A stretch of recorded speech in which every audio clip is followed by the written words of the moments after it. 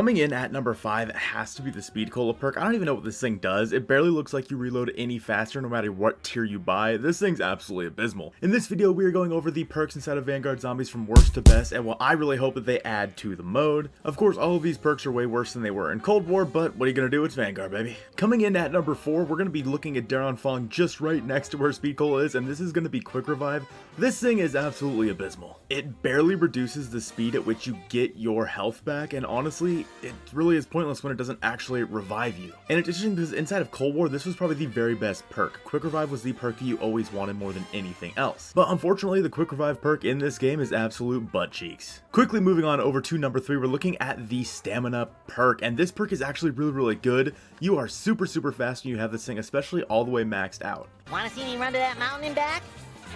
You wanna see me do it again? You're basically running at the speed that you would if you had the DIE Shockwave inside of Vanguard Outbreak as well as Stamina and you were using the actual Electrobolt version.